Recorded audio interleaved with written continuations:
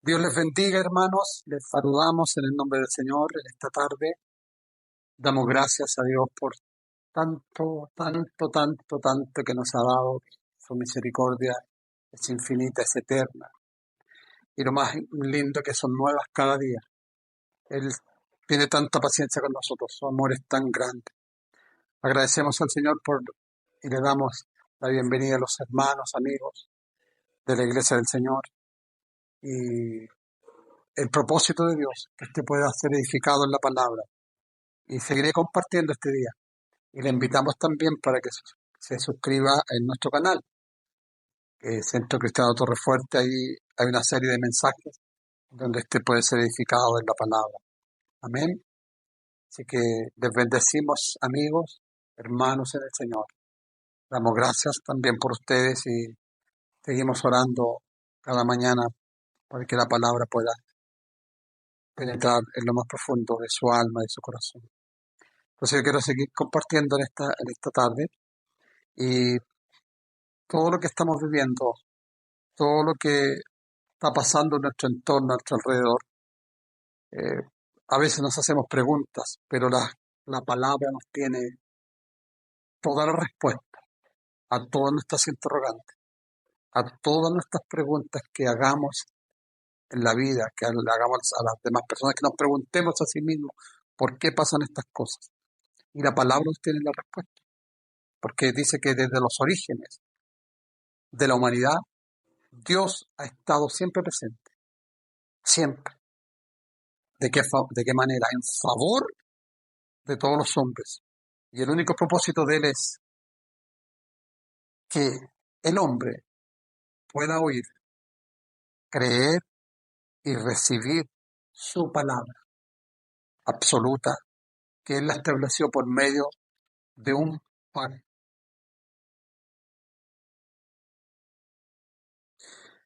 Sin embargo, el hombre no tuvo capacidad de reacción en el momento de haber quebrantado ese pacto.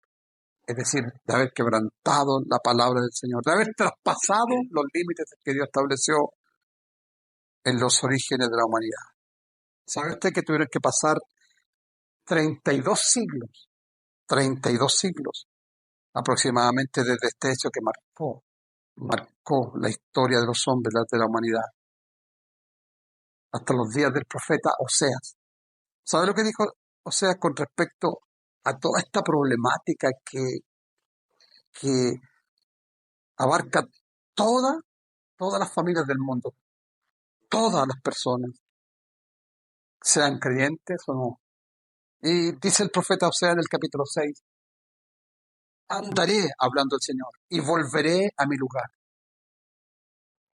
hasta que reconozcan su pecado y busquen mi rostro. En angustia me buscarán. Porque, mira escucha bien esto, porque misericordia quiero y no sacrificio. Y conocimiento de Dios más que holocausto. Más ellos cual Adán traspasaron el pacto contra mí, prevaricaron, es decir, hicieron omisión a la palabra. Cualquier sacrificio que hagamos, cualquier intención de nuestro corazón que hagamos, si no hay misericordia en nosotros, en vano, no tiene ningún valor. Y esto es uno de los pecados más grandes que ofende la santidad y la fidelidad de Dios. ¿Sabe cuál? Tener en poco la palabra del Señor. Es decir, que me da lo mismo que sea la palabra de Dios, que me esté corrigiendo, que me esté enseñando, que me esté redarguyendo, que me esté instruyendo, me da lo mismo. O sea, tener en poco la palabra del Señor, porque mi opinión es más importante que la palabra de Dios. Y ese es uno de los pecados más grandes que ofende la santidad y la fidelidad de Dios. Tener en poco la palabra del Señor. Y el rey David fue uno de estos que tuvieron en poco la palabra. El rey David. el cual al caer en completa desobediencia, cuando el profeta Natán lo visita, sabemos la historia, yo creo que la mayoría de la iglesia del Señor sabe la historia de la caída de este rey. Y lo más increíble, mire, yo quiero decir una cosa, y lo voy a enseñar siempre. En ninguna parte de la palabra del Señor que Dios cambie el corazón, que cambie el carácter, eso no, porque el pecado está en nuestros miembros, dice el apóstol, que yo lo enseñé días atrás, tiempo atrás. Veo otra ley en mis miembros que me lleva cautivo al pecado. Y este rey, cuando fue escogido por Dios, David, muy joven, le dijo al profeta Samuel. Samuel lloraba a Saúl, el primer rey de Israel, porque y Dios lo había desechado. Y Dios le dijo al profeta Samuel, he escogido un nuevo príncipe, un nuevo rey para mi pueblo, conforme a mi corazón. Qué increíble. Y mire lo que pasó. Cuando cae en uno de los pecados más grandes de asesinato y de adulterio, le dice Natán, ¿por qué pues tuviste en poco la palabra de Jehová, haciendo lo malo delante de sus ojos?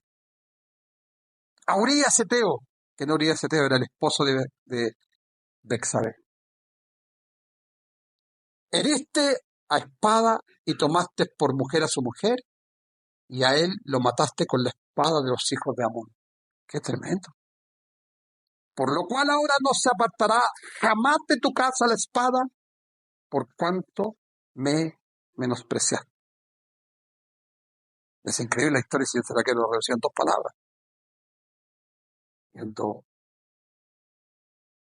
él ya había adulterado con la mujer de Urías, se habrían tenido idea, pero Dios sí. Dice que manda a Urías que fuera su mujer y él que fuera a estar con su mujer en casa y se acostara con ella para encubrir su pecado. Y él le dijo, no, yo tengo que estar al lado de mi rey y tengo que estar al lado de mis soldados. Era un general.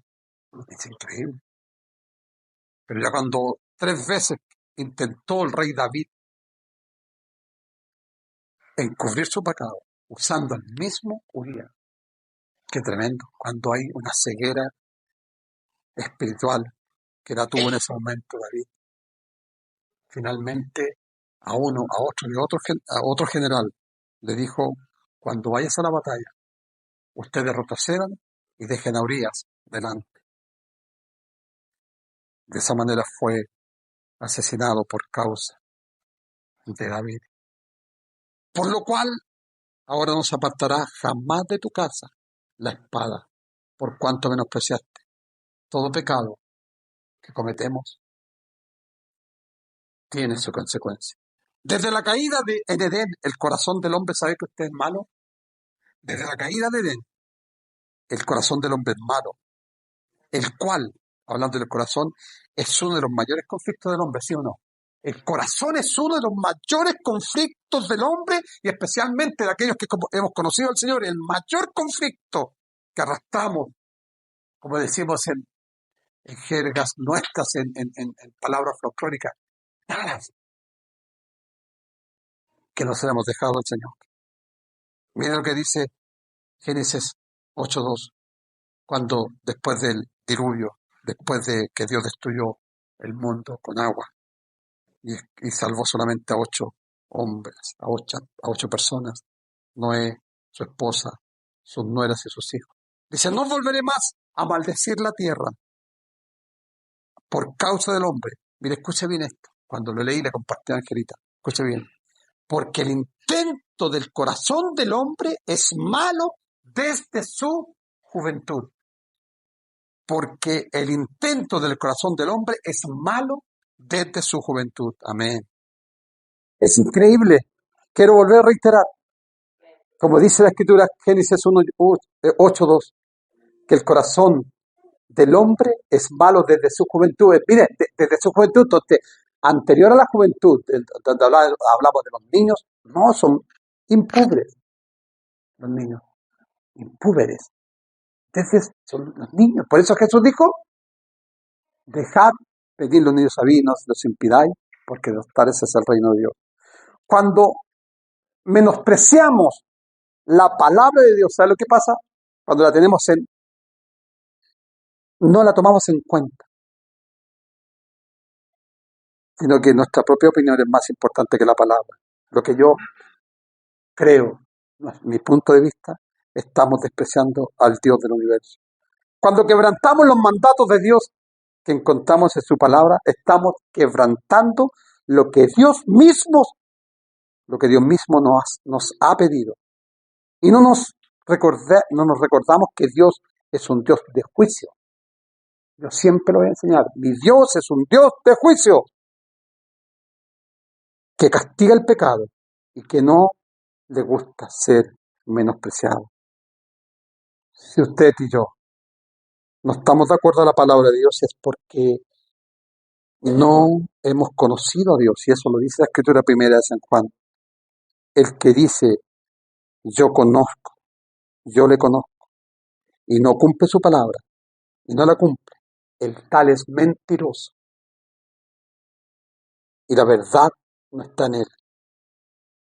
Es mentiroso. Qué tremendo, porque ningún mentiroso entrará en el reino de Dios.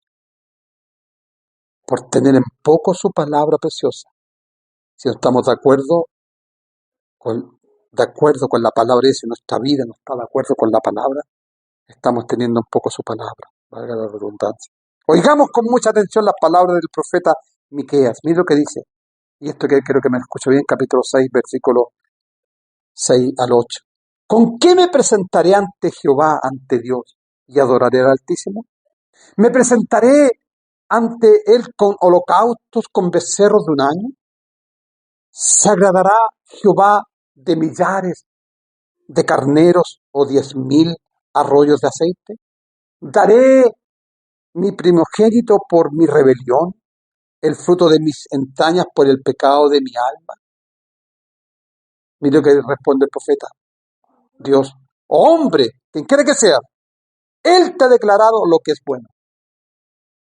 ¿Y qué pide Jehová? ¿Qué pide el Señor de ti? Solamente, escucha bien, dice textualmente la palabra, solamente, nada más que eso. Aparte de eso no hay otra cosa, solamente hacer justicia número uno. Amar misericordia y humillarte delante de Dios. Ahora bien, ¿cómo tú y yo podemos digerir esta palabra que nos pueda guiar verdaderamente a entenderla? ¿Cómo la digerimos? Ahora, ¿qué significa en la palabra del Señor hacer justicia? Desde la perspectiva cristiana más específica, hacer justicia. Mire, escúchame bien, hacer justicia es la primera exigencia del amor y el reconocimiento de los derechos de tu prójimo. Porque si nosotros tenemos derechos, el que está a nuestro lado también tiene derechos tan igual que los míos.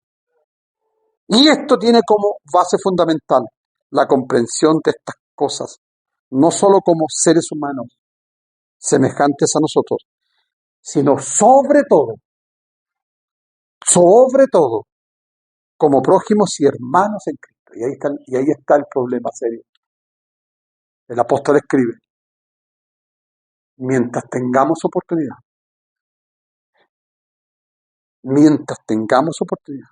hagamos el bien a todos, y mayormente, dice, a los de la familia de la fe. Y estas son las palabras del pacto de Dios, como dice el apóstol, y enfatiza categóricamente al escribir a la iglesia de Cristo en Gálatas.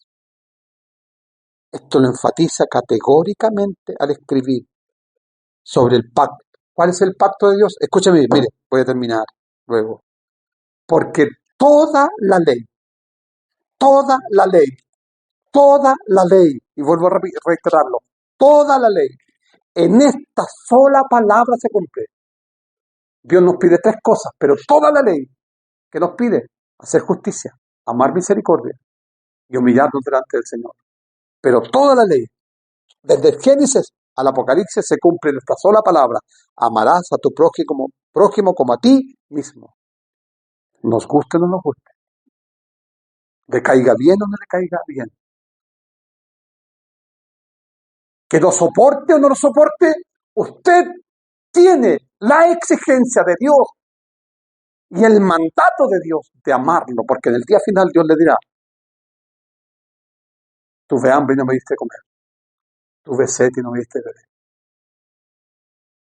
tuve desnudo y no me vestiste. En ese día, y Dios tiene un libro de memoria que dice, Malaquías capítulo 3, versículo 16, un libro de memoria. Entonces, ¿qué está diciendo aquí el apóstol cuando dice que toda la palabra se cumple en una sola, toda la ley en una sola palabra? Amarás a tu prójimo como a ti mismo. ¿Qué está diciendo él? Solamente corroborando las palabras dichas por Moisés al pueblo de Israel, a la iglesia del Antiguo Testamento. Escucha bien lo que dice. No te vengarás ni guardarás rencor a los hijos de tu pueblo, sino que amarás a tu prójimo como a ti mismo. Yo Jehová lo he establecido. No tendrás rencor, sino que lo amarás. No te vengarás tú, porque mía es la venganza, dice el Señor. Entonces, ¿qué entendemos ahora? Lo que dice Dios y lo que nos pide. Amar misericordia. ¿Qué entiendo yo por amar misericordia? ¿Qué entiende usted? ¿Qué significa amar misericordia? Amar misericordia dice la palabra. Si usted no lo haya leído nunca, léalo, que es una hermosa palabra.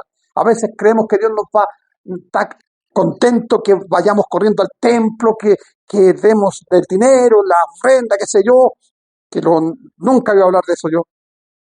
Pero que cantemos, etcétera, que vamos a conciertos cristianos, Dios pide solamente que usted haga justicia, que usted ame la misericordia y que usted se humille delante de Dios. ¿Y qué es lo que es la misericordia? ¿Qué es lo que es amar misericordia? La misericordia es un sentimiento de compasión que se experimenta en el sufrimiento, ante el sufrimiento y la miseria de tu prójimo. Es intentar ayudar y aliviar el dolor del otro, especialmente cuando se trata de un enemigo. ¿Qué dijo Jesús? No amen a los enemigos. ¿Sí? Qué tremendo. Por eso el Evangelio es para valientes. Amad a vuestros enemigos. Sin embargo, no debemos confundir la lástima con la misericordia. La primera, la lástima, es una emoción mucho más fugaz, es decir, mucho más fugaz, mucho más rápida. Una emoción se mete en nuestra mente, en nuestro corazón y se va. Y menos intensa, que hace hincapié. ¿Qué es lo que hace la lástima? Hace hincapié en lo conmovedor de la situación del otro. Es decir, hay que llevarle un paquete de mascarilla y después nos olvidamos. Ni siquiera la llamamos, ni siquiera oramos por ellos. Y si usted no ora por su prójimo, que está sufriendo, está está pecando contra la imagen del Señor por cual fue. Y eso hace hacer hincapié en lo conmovedor, la situación del otro, o sea, tenerle lástima. Dios no nos manda a tener lástima, Dios nos manda a amar misericordia. Es decir, cuando dice amar misericordia, amar a aquel que está sufriendo. La misericordia se identifica con el sufrimiento del otro, del prójimo. Además, la misericordia es una virtud espiritual para el cristianismo y es uno de los mayores atributos de Dios. ¿Sí o no? Él tuvo misericordia de nosotros y aún sigue teniéndola. Y esta es una de las enseñanzas y mandamientos de nuestro Señor, las cuales, la misericordia, escuche, las cuales incomodan el corazón de muchos cristianos. ¿Por qué? Porque Él vino a romper. ¿Qué vino a hacer Jesús? A romper nuestro esquema humano. Porque nuestro corazón no ha sido frenado. De muchos cristianos no ha sido frenado, o puede ser frenado. ¿Por qué? Porque le falta ¿qué? Por una de las virtudes enseñadas por el apóstol San Pedro en su segunda carta, el capítulo 1, que lo hemos leído en el versículo 5, añadid a vuestra fe virtud, a la virtud conocimiento, y al conocimiento dominio propio. Pero vosotros los que oís os digo, mire, escúchenme bien, Jesús dice, esta es la regla de oro, lea el capítulo 6, versículo 27 en adelante de San Lucas, la regla de oro del Señor. Él tiene una regla de oro. Pero vosotros los que oís, porque qué interesante esto, deténgase en esto, pero vosotros los que oís, es decir, no todos oyen, no todos oyen. Os digo, amen a vuestros enemigos, hagan bien a los que os aborrecen, qué increíble. ¿Quién quiere ser cristiano?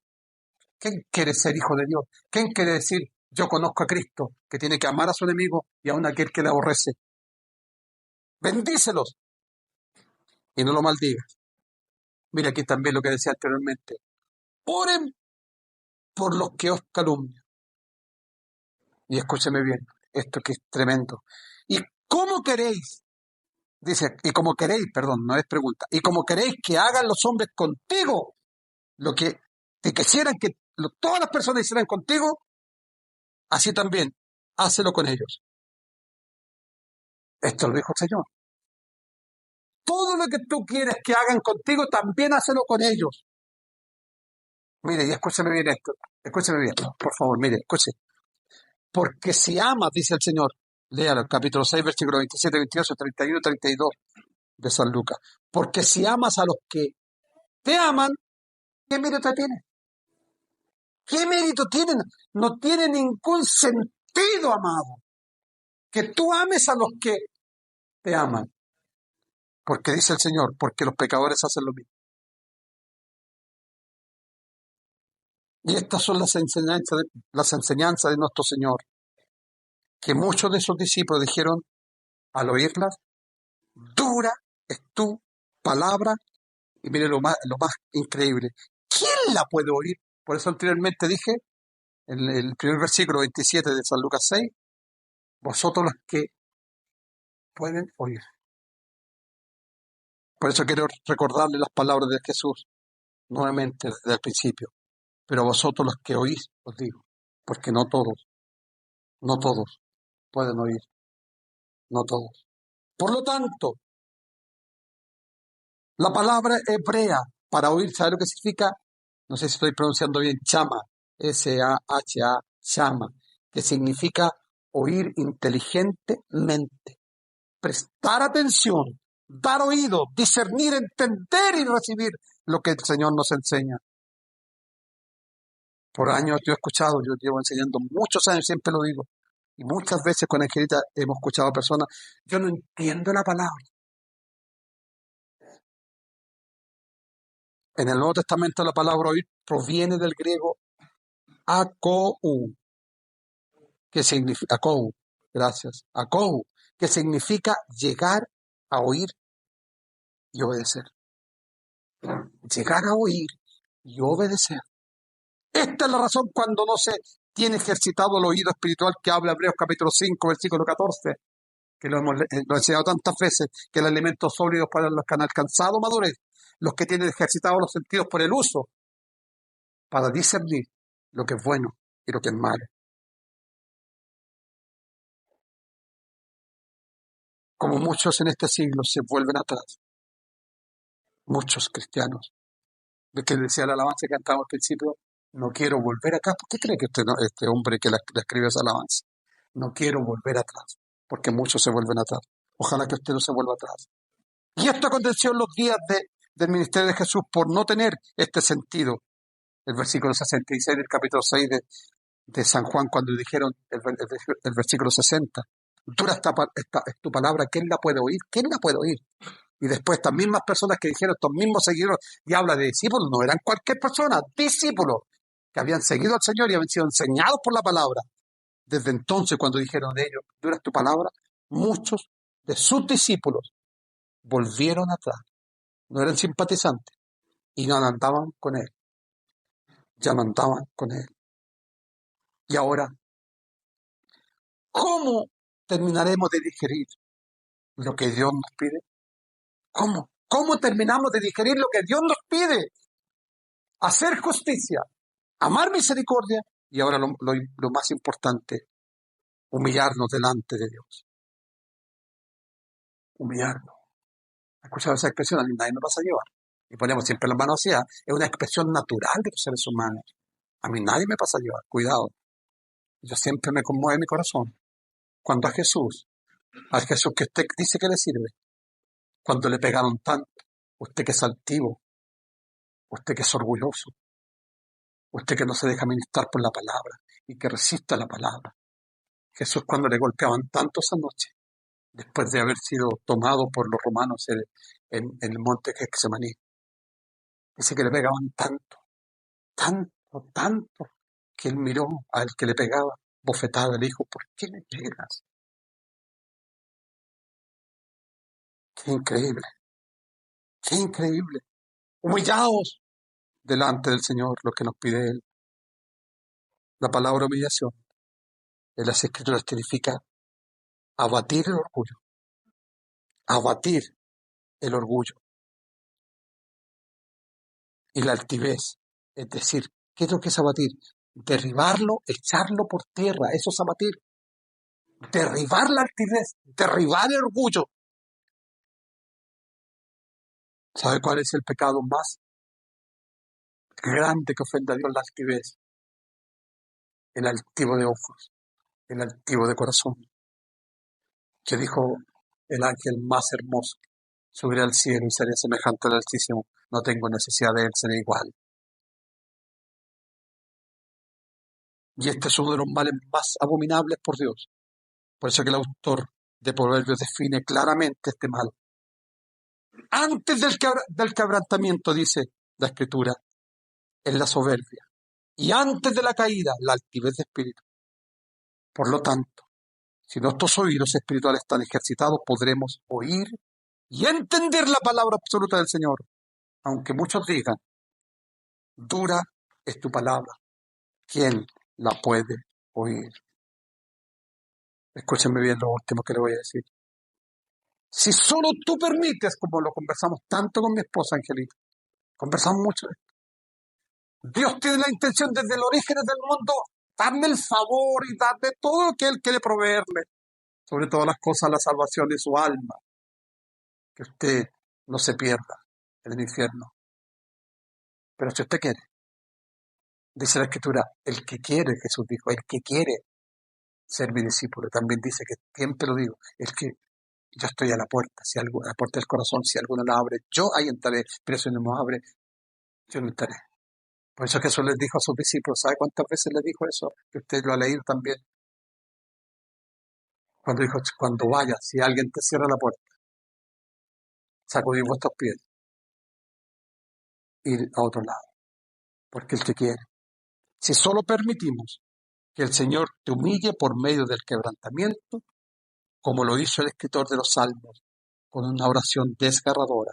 Mira lo que dice capítulo 119, versículos 66, 67, 71, 72. Enséñame buen sentido. Es decir, que yo también pueda tener sentido común de las cosas. Y sabiduría, porque tus mandamientos he creído. Antes que yo fuera humillado, descarriado andaba. Antes que yo fuera humillado, descarriado, había algo que yo estaba viviendo, andaba descarriado, pero Dios me humilló. Bueno me es haber sido humillado, bueno me es haber sido humillado. Me hizo bien haber sido humillado por el Señor, para que aprenda sus estatutos. De la única manera que podemos entender y comprender la palabra es que nos humillemos delante del Señor, porque finalmente dice el escritor, mejor es la ley de tu boca, mejor es tu palabra que millares de oro y plata. Su palabra es lo más precioso. Yo en lo personal he crecido tanto en la palabra, pero me queda todavía crecer tanto, tanto, tanto, porque no dejaremos de crecer hasta llegar a la estatura de un varón perfecto. ¿Cuándo será? En el día de nuestra redención, en el día de su venida. Dios les bendiga. Un abrazo fuerte, amados hermanos. Que Dios bendiga esta palabra en sus corazones. Y nuevamente les invito a suscribirse en nuestro canal, Centro Cristiano Torre Fuerte, y encontrar esta serie de mensajes para que usted sea edificado, su familia, sus hijos, sus niños aún. Dios les bendiga. Un abrazo fuerte. Amén. Amén.